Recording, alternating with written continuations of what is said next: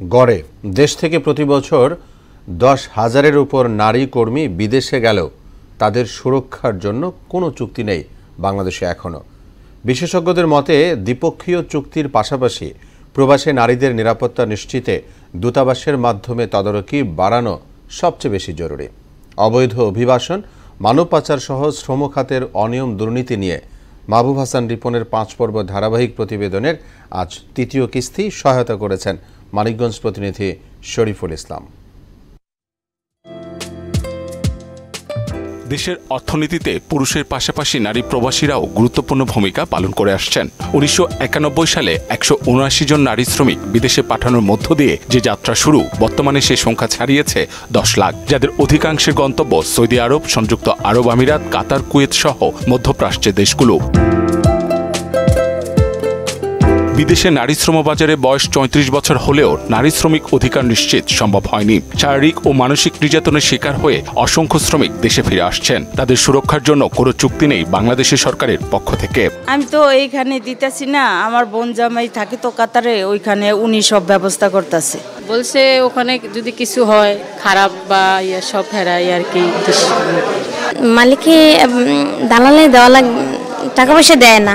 বিএমইটির একটি পরিসংখ্যানে দেখা যায় 2022 সালে বিদেশে নারী কর্মী গেছেন 1,05,466 জন। পরের বছর তা কমে দাঁড়ায় 76,108 জনের। 2024 সালে তা আরও কমে দাঁড়ায় 61,158। অর্থাৎ 2022-এর তুলনায় 2023-এ কমেছে 28, আর 2023-এর চেয়ে 2024-এ কমেছে 20% মতো।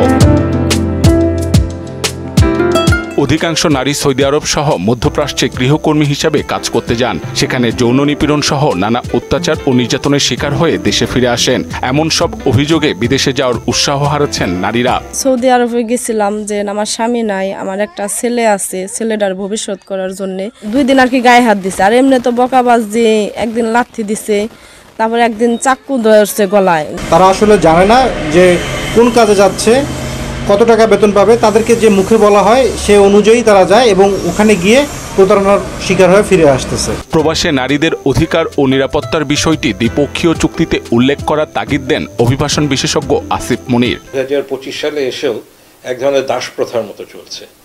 এটা আমাদের ভুক্তভোগী বা ইভেন যারা সেখানে কাজ করে, ভালোভাবে কাজ করেও আমাদের বোনেরা ফেরত আসেন, তার এলাকায় সে ফেরত যেতে পারেনি, অথবা তার গোপন করতে হয়েছে যে সে কোন দেশে ছিল, কি কাজ করেছে। এগুলোর ব্যাপারে সরকারি উদ্যোগগুলো দরকার। আমরা যদি সেই চুক্তির জায়গাটায় ফেরত আসি, চুক্তিতে স্পষ্টভাবে উল্লেখ থাকা উচিত যে কি কাজ সে করবে।